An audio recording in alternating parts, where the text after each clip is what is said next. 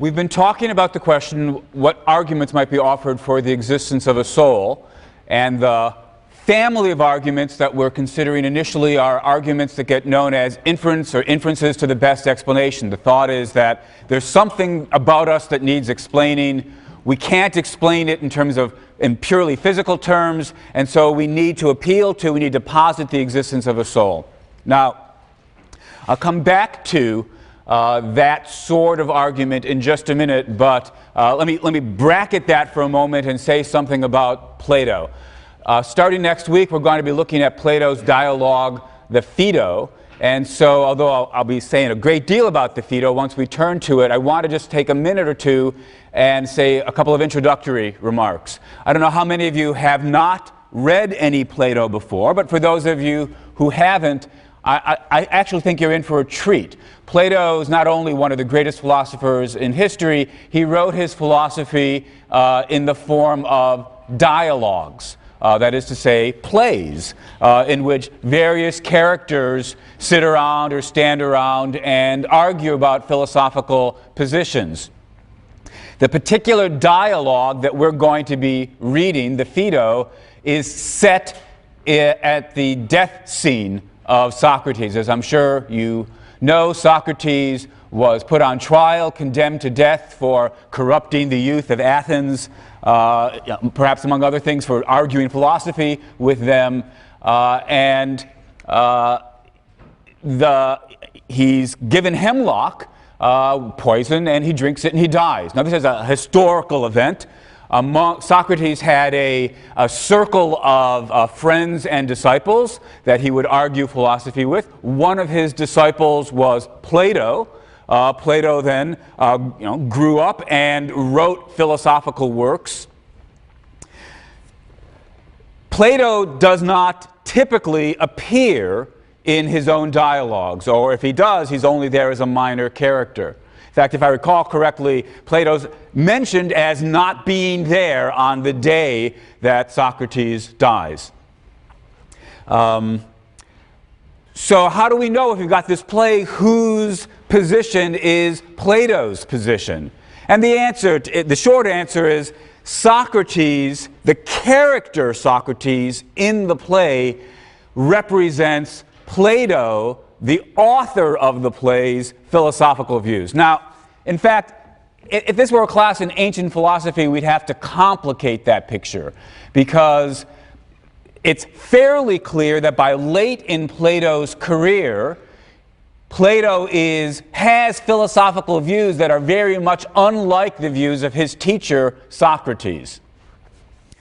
And yet, Plato continues to not appear in the dialogue. Socrates continues to be sort of the hero. And so scholars debate, which of the views put forward by Socrates in which ones of the dialogues represent views that belong to the actual historical figure, Socrates, and which of the views put forward by the character Socrates in which of the dialogues represent views that are actually not held by the historical Socrates, but were instead held by the historical Plato and were merely put in the mouth of the character Socrates. Scholars distinguish between the early Platonic dialogues, the so-called Socratic dialogues, where the thought is those are the views of Socrates, the actual historical figure, and then there's the late dialogues, where even though Socrates appears, most scholars believe those are probably not the views that the historical Socrates actually believed. You have middle dialogues where you have to worry about whose views are whose, but we're not going to worry. This is not a class in ancient philosophy, and so for our purposes, we don't have to ask ourselves when Socrates in the dialogue says something, is this a view that the dead man Socrates actually would have held, or is this simply a view that the dead man Plato put in the mouth of the character Socrates? For our purposes, it won't really matter.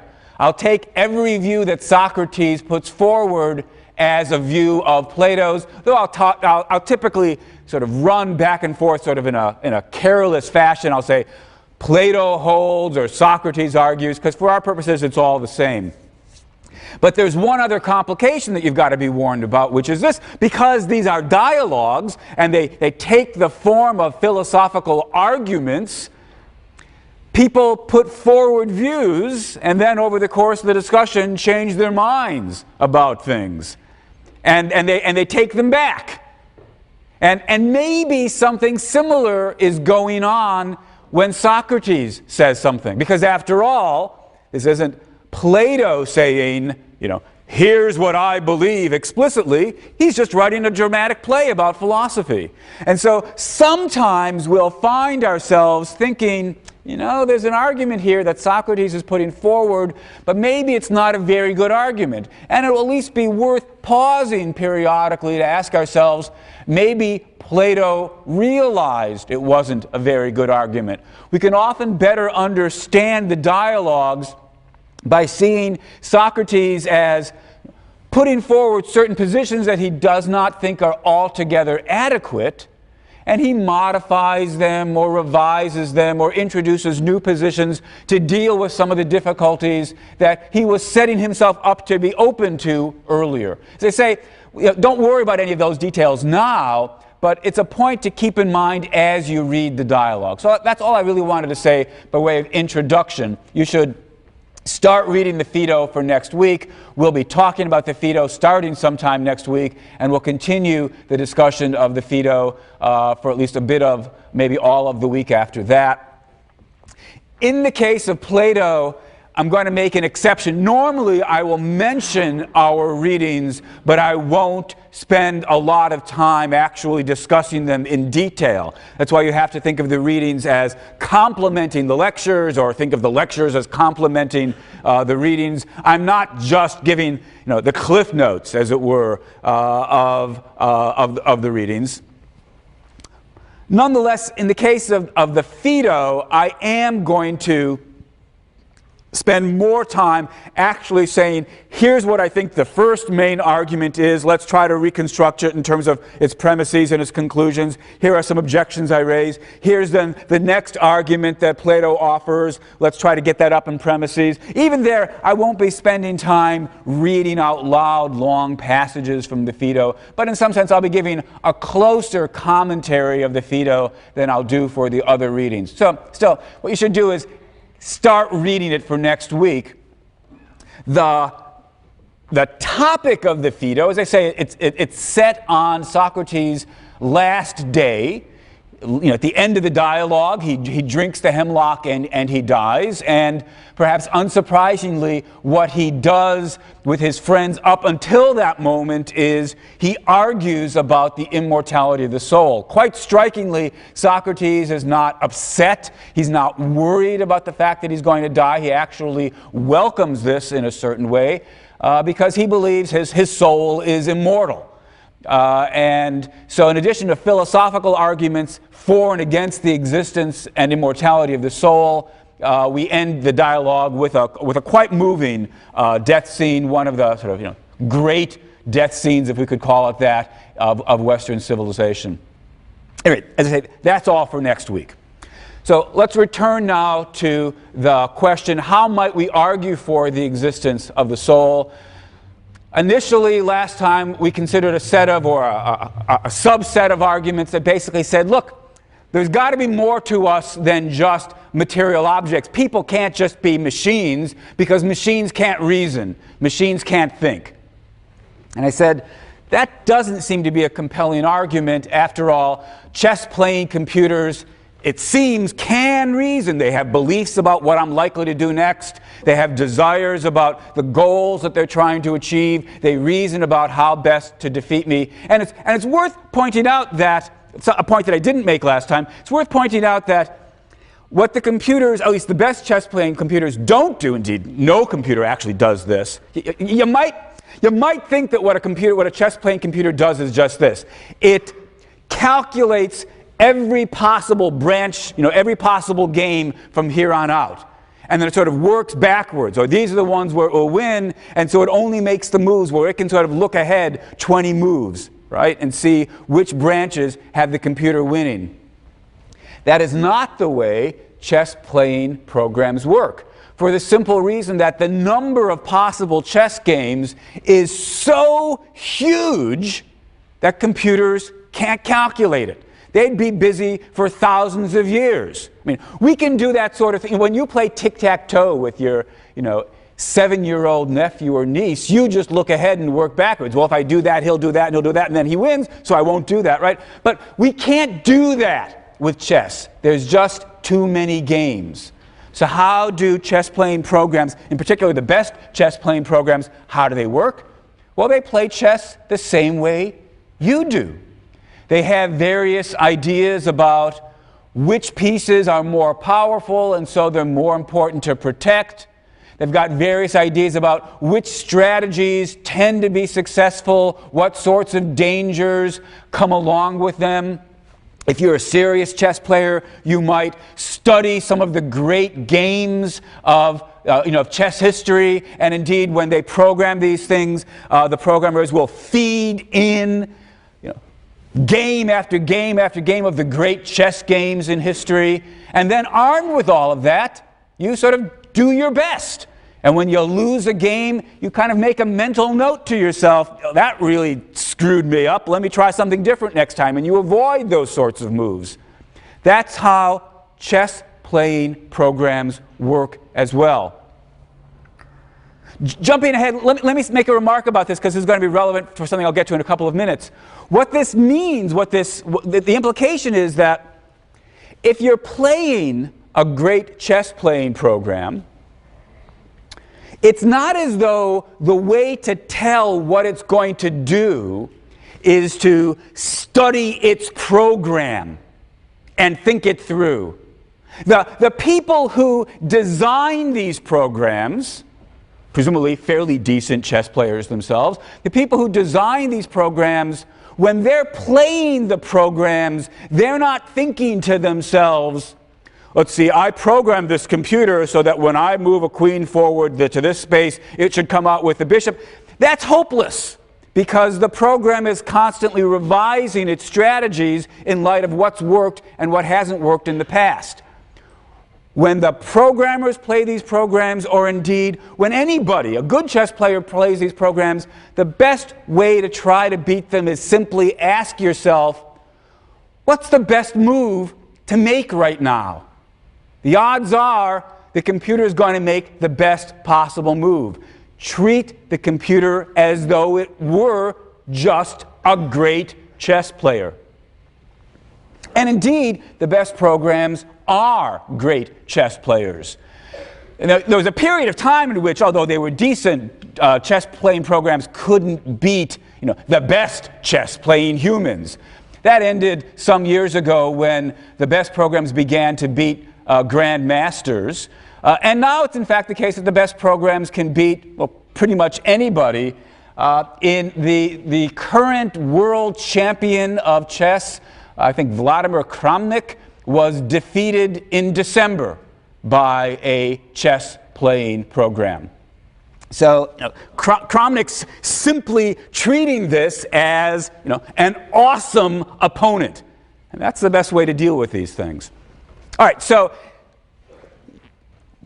bracket some of those thoughts for a moment. We'll come back to them a little bit later when we start talking about the question, could machines be creative? Tipping my hand, seems pretty clear that seems like the right thing to say about these chess-playing programs. So we had the question, could machines reason? And although we don't have machines that can reason about a lot of subjects yet, it seems pretty clear, it seems like the natural thing to suggest machines can reason in at least some areas. And so it doesn't seem plausible to suggest that people must not be physical or merely physical because, after all, we can reason and no machine can reason. No, machines could reason.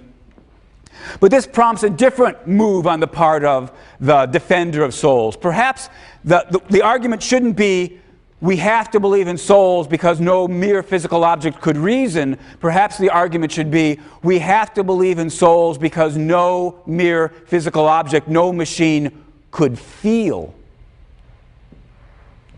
We have emotions. We love. We're afraid. We're worried. We get elated. We get depressed. So perhaps the argument should go, yeah, Thinking, that's the sort of thing a machine can do. You know, we call them thinking machines. But feeling, that's the sort of thing no machine could do. No purely physical object could feel anything, could have emotions. And so, since we clearly do feel things, there must be more to us than a physical object. Now,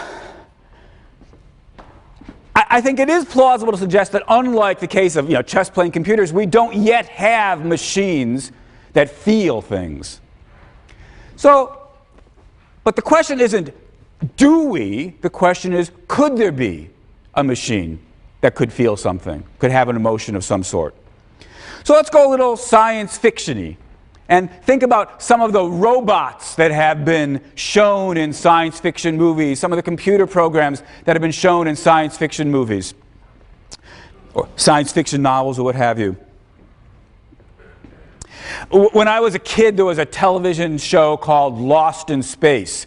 I'm afraid I've forgotten the name of the robot that was on that show. But as it was the case, it was a TV show, and so, sure enough, every single episode, some new dramatic danger would take place. And the robot would start, whizzing and binging and shout out, "Danger, Commander Robinson. Danger, Will Robinson." That was it. "Danger, Will Robinson." It seemed as though the robot was worried. More recent example. A number of you have probably read some of Douglas Adams's books, The Hitchhiker's Guide to the Galaxy, and the sequels to that. There's a robot in those books, Marvin, who's depressed, I think is the simple word about it. He sort of is very smart. He's thought about the universe, thinks life is pointless, and he acts depressed. He talks to another robot, depresses the other robot commits suicide. All right, seems natural to ascribe depression to Marvin, the robot. That's how he behaves. Or, my favorite example, the movie 2001, A Space Odyssey. Now, I've got to tell you, for those of you who've not seen this movie, I'm about to spoil it. All right, so you cover your ears. In 2001, A Space Odyssey, we get some kind of indication that there's life on another planet. It's all very mysterious. And we send off a spaceship to investigate, the markings, the radio signals from the other place. This is a very important mission, and so there is a computer program named HAL that helps run the ship and takes a lot of the burdens off of the part of the human astronauts who are on the ship. Hal's got the goal, in terms of reasoning, desires, and so forth and so on, Hal's got the goal of making sure the mission is successful, but Hal thinks to himself, fairly plausibly, humans really screw things up. This is a very important mission. Let's kill the humans to make sure they don't screw things up. One of the astronauts, discovering the plot, attempts to stop Hal and proceeds to do the only thing he can do to defend himself against Hal, which is shut down the program.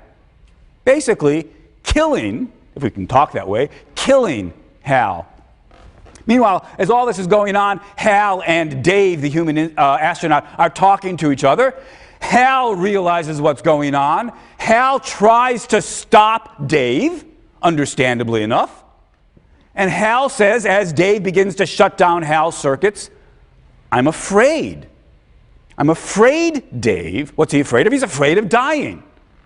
It seems perfectly natural, right, to ascribe fear to Hal. Hal is behaving in exactly the way you would expect him to behave, or it to behave, if it felt fear. It's got reason to be afraid, and it's behaving appropriately. It's telling us that it's afraid. It seems natural to say, Hal's afraid.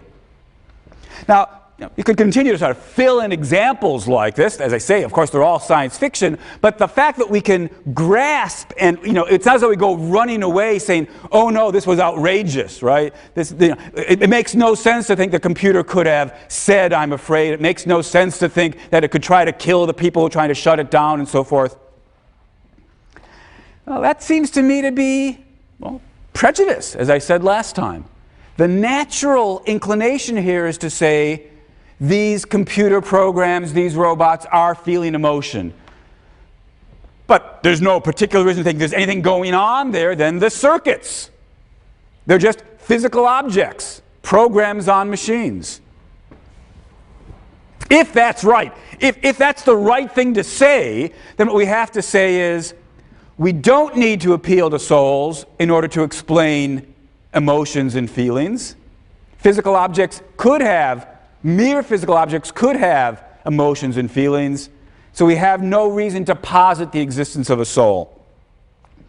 Now, I think the best response on the part of the dualist to this reply is to distinguish two aspects of feelings, two aspects of emotions.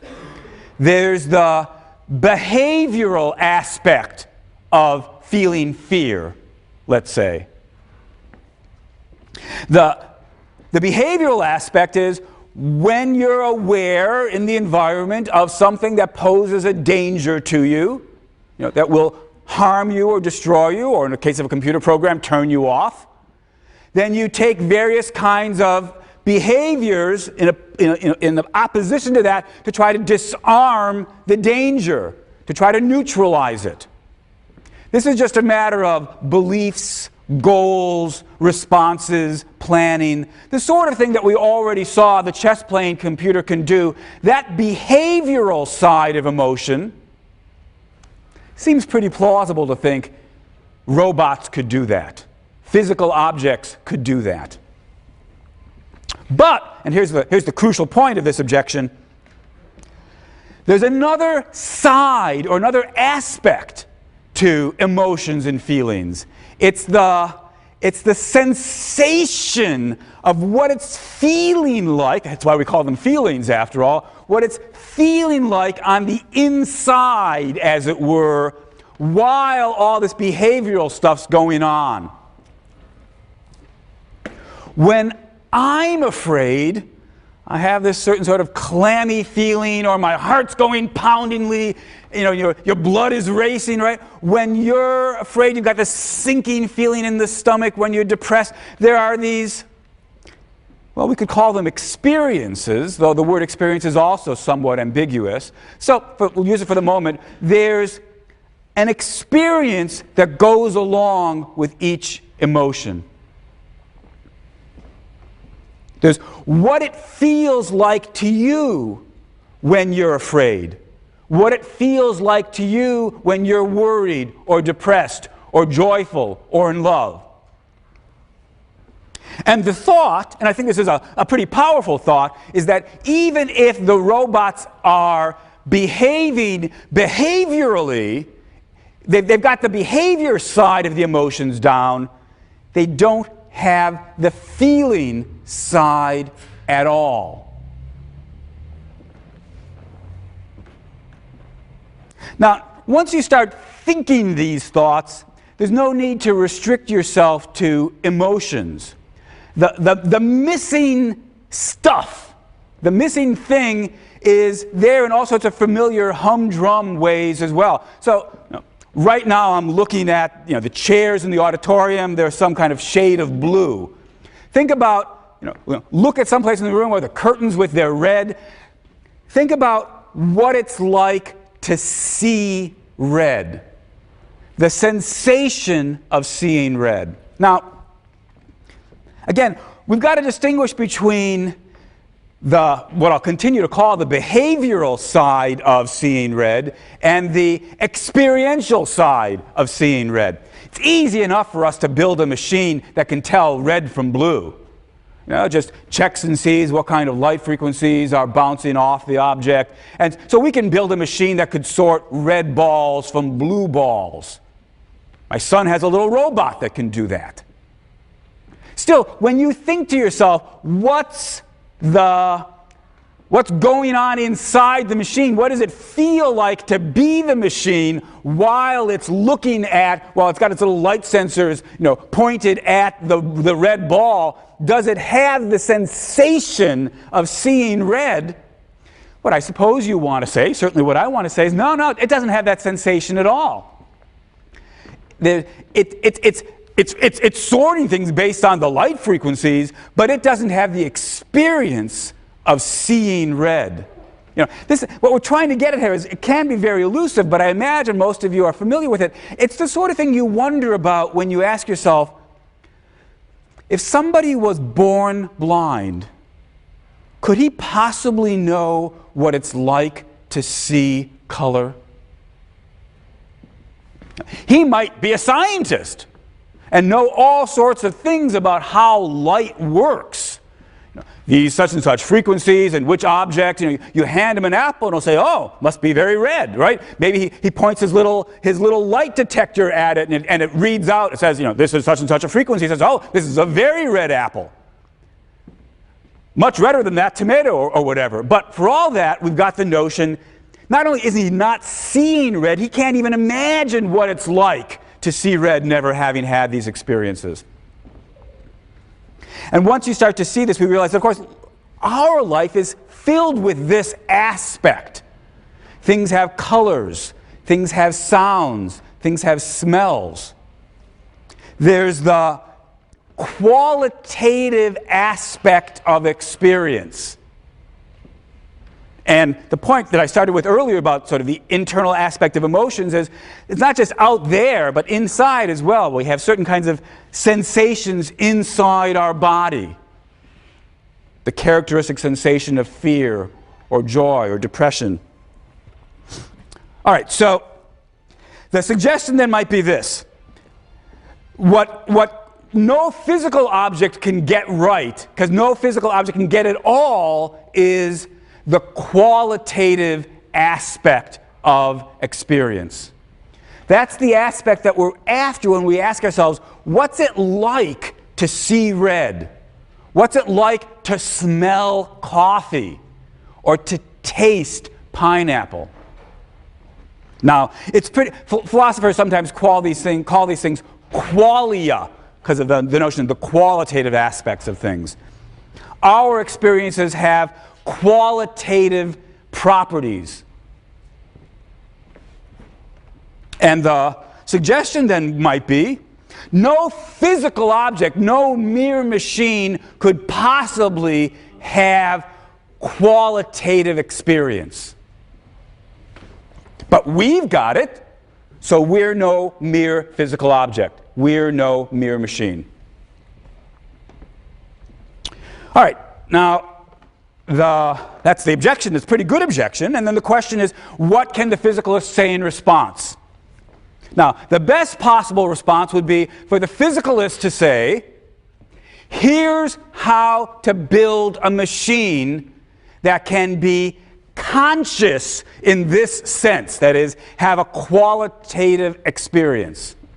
Here's how to do it. Here's how to, just like we can explain in materialist, physicalist terms how to get desires and beliefs and the behavioral stuff down, here's how to get the feeling, qualitative aspect of things down too. It would be best if the physicalist could give us that kind of story. And I think the truth of the matter has to be, I think the answer right now is, we don't know how to give that story. Consciousness, if what we mean by consciousness is this qualitative aspect of our mental life, consciousness remains a pretty big mystery. We don't know how to explain it in physicalist terms.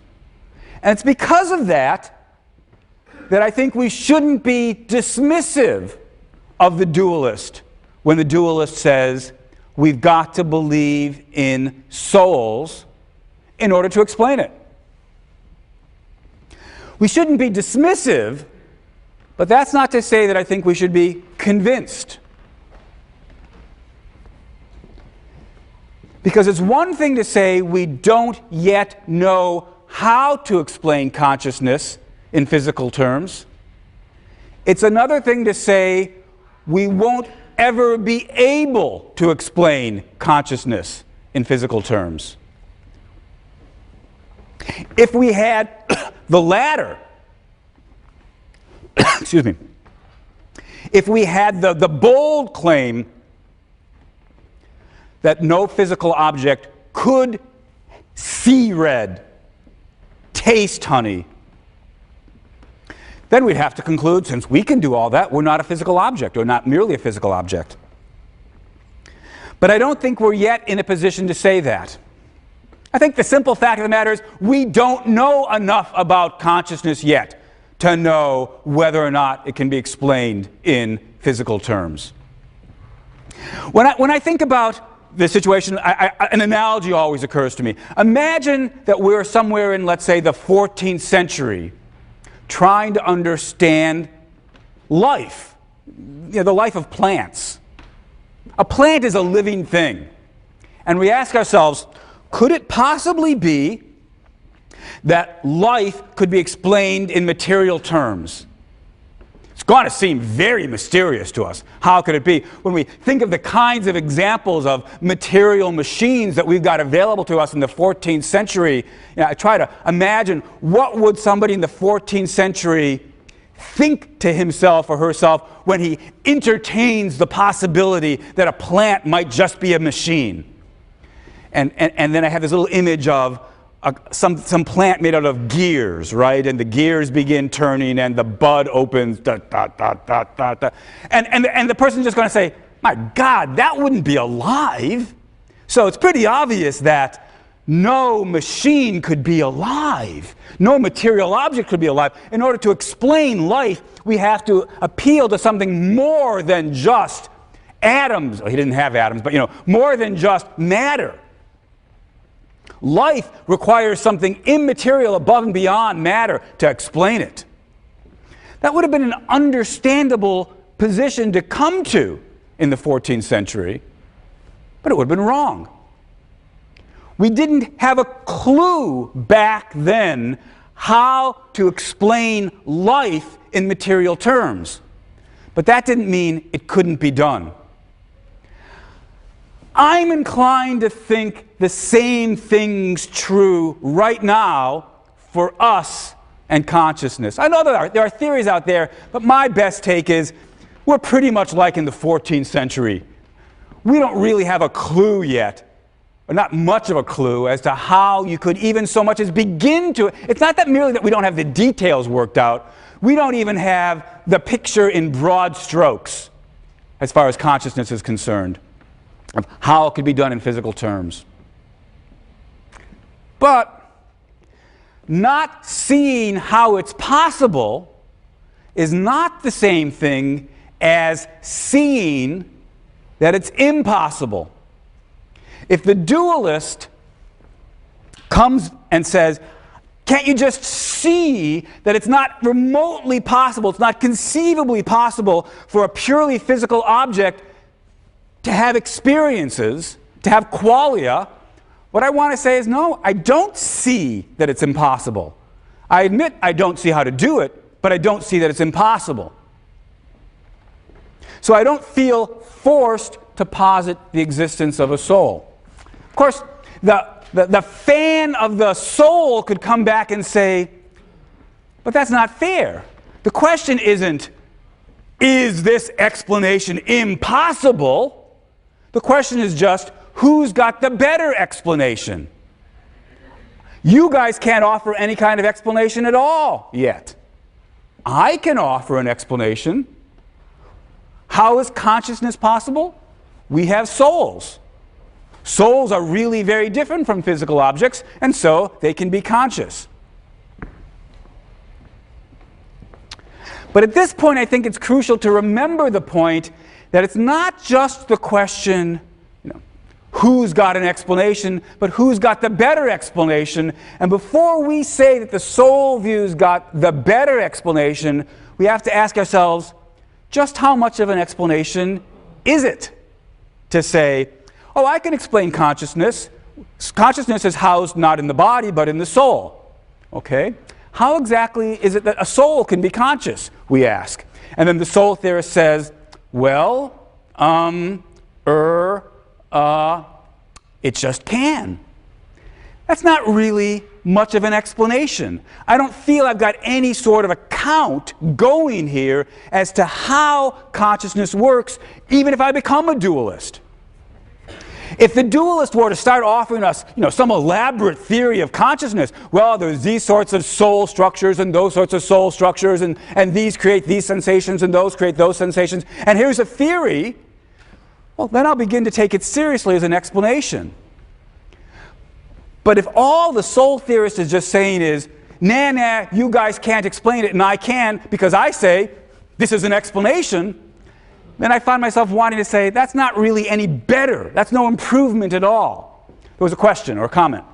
Yeah, it seems to me that you're holding a bit of a double standard. Yeah.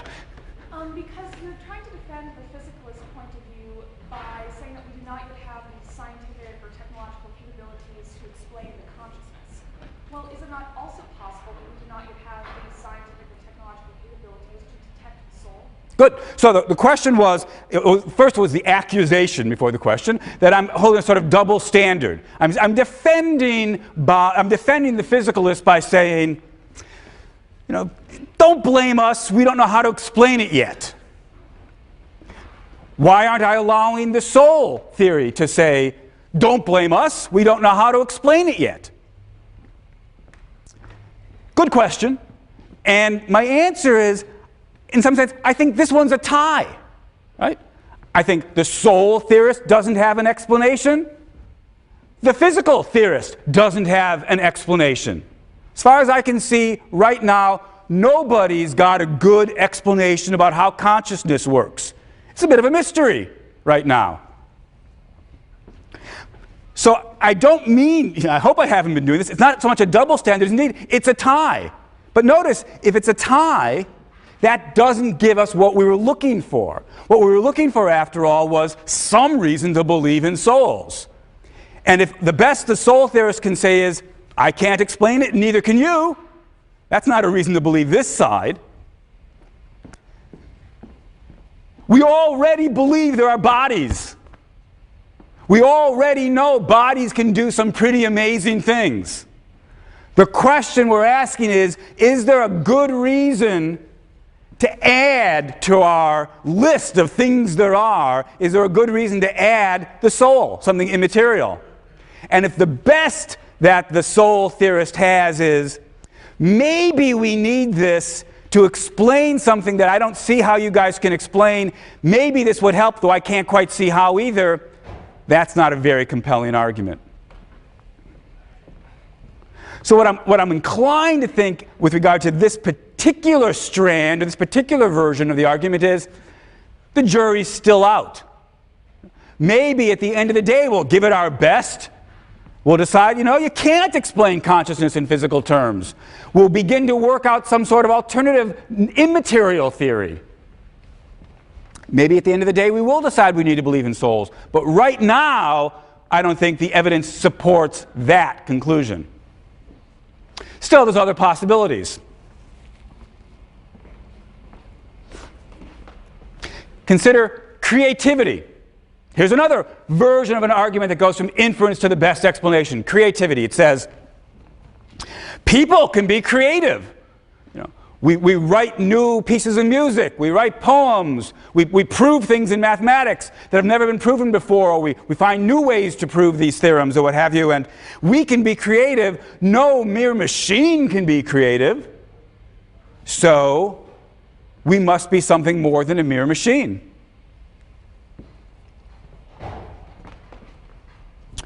Well, again, the question is going to be, could it be the case that there could be a physical object that's creative? And I'm inclined to think yes. In fact, I already suggested as much when I talked about the chess-playing computers. The chess-playing computer programs think of moves, think of strategies no one's thought of before. In the most straightforward, natural meaning of the term, we'd have to say, I think the program that beat the world champion was called Deep Fritz. So when Deep Fritz beat Kramnik, it was being creative. It made a move that Kramnik didn't think of, and perhaps no chess game before had this move. Computers can do other sorts of things of this sort. There are mathematical theorem-proving programs. Now, some of these things can prove things that mathematically way over my head, but let's take something simple like the Pythagorean theorem, which we all learned in high school, and we learned how to prove the Pythagorean theorem in Euclidean geometry, starting with the various axioms of Euclidean geometry. Bum, bum, bum, bum, bum, bum, bum, bum. This proves the Pythagorean theorem. And it turns out there's a variety of proofs of the Pythagorean theorem. And in fact, computer program has come up with a proof that, as far as was known, nobody in the world had ever come up with before. Well, other than prejudice, what would stop us from saying the program was being creative? Not just any sort of mathematical things like chess or math. There are, as you know, programs that can write music. And I don't just mean throw out some random assortment of notes. Programs that can produce music that we recognize as music, that have melodic structure and develop themes, resolve. Music that nobody's heard before. Why not say the machine is creative? What other than prejudice would stop us from saying that? So if the argument's going to be we need to posit the existence of a soul in order to explain creativity, again, that just seems wrong. Well, there's a question, comment. Are you speaking of creativity as being accompanied by a feeling, like you mentioned qualia, or is this just like a scientific way to make a machine produce something that perhaps hasn't been produced before? Good. The question was, when I talk about creativity here, am I trying to build in some appeal to the feeling that we may have when we're being creative? And the answer is no. All I had in mind, as you note, is just, in talking about the creativity issue, I just have in mind producing something new. Producing something that hasn't been around before. And most particularly, producing something that your programmers didn't already have in mind. Remember, it's not as though the people who designed the chess playing programs can beat it. The chess playing program makes moves these guys haven't thought of. All right, the creativity argument may not work, but there's something that sort of immediately comes on its heels. Even if we could build a program, even if we have built programs that can be creative, that can do things that nobody's thought of before, all the program is doing is following its program, right? It's just a series of lines of code. And the robot or the computer or what have you is just, automatically, mechanically following the code commands of the program.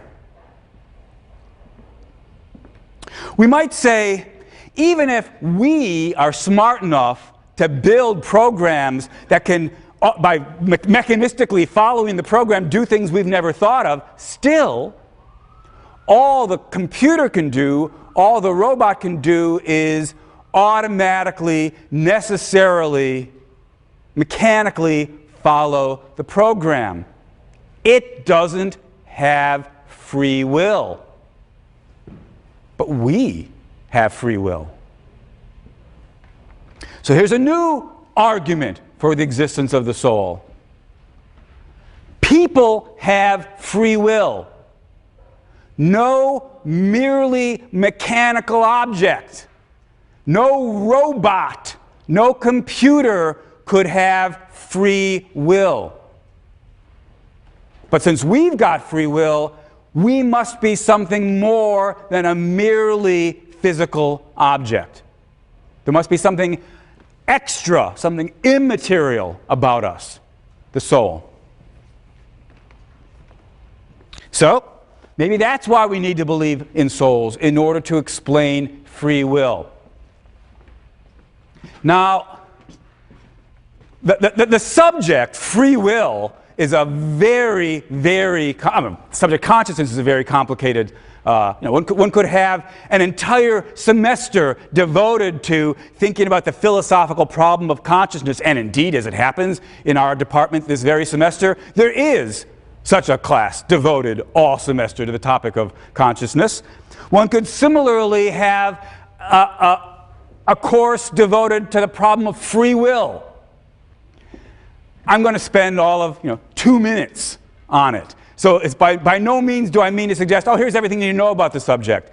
I simply want to point out enough about the problem to help you see why I don't think free will's a slam dunk for the soul. So what's the argument? Well, the thought seems to be something like this.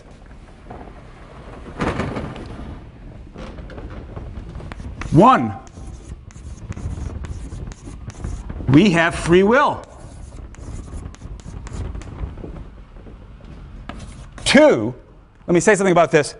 What is it about the thought that the computer is just following a program? Well, the thought, I suppose, is, in philosophers' jargon, that the computer is a deterministic system.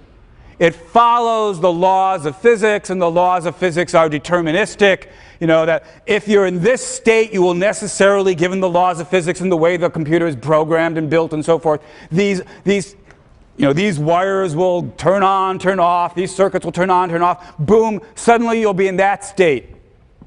There are certain laws such that given that the computer's in this state, it must necessarily move in that state. When you've got a view about cause and effect that works this way, for everything that happens, there's some earlier thing that caused it to happen, such that given that earlier cause, the event had to follow. That's a deterministic picture. And the thought, of course, is that the robot or the computer is a deterministic system, and you can't have free will if you're a deterministic system. So, number one, we have free will. Two, nothing subject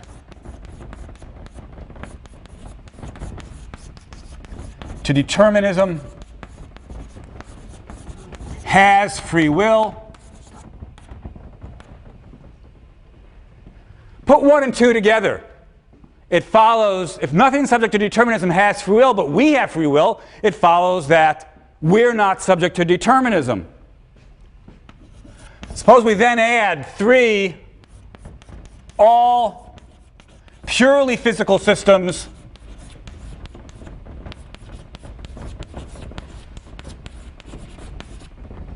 are subject to determinism.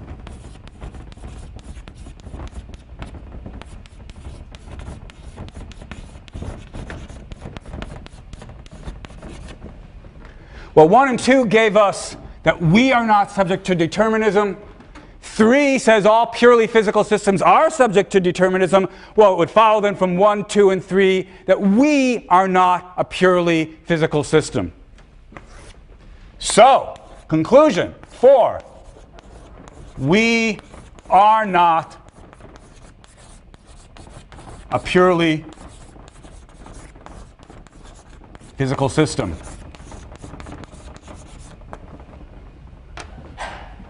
All right, that's the argument from free will. Now, the argument is valid, that's philosopher's jargon, that is to say, given the 3 premises, the conclusion really does follow. The interesting question is, are the 3 premises true? And they've got to all be true. It's got to be that every single one of them is so. I'll just spend a minute more on this starting next time, but the point to think about for next time is just, is it really true that all 3 of the premises are true, or might one or more of them be false? All right, that's where we'll start next time.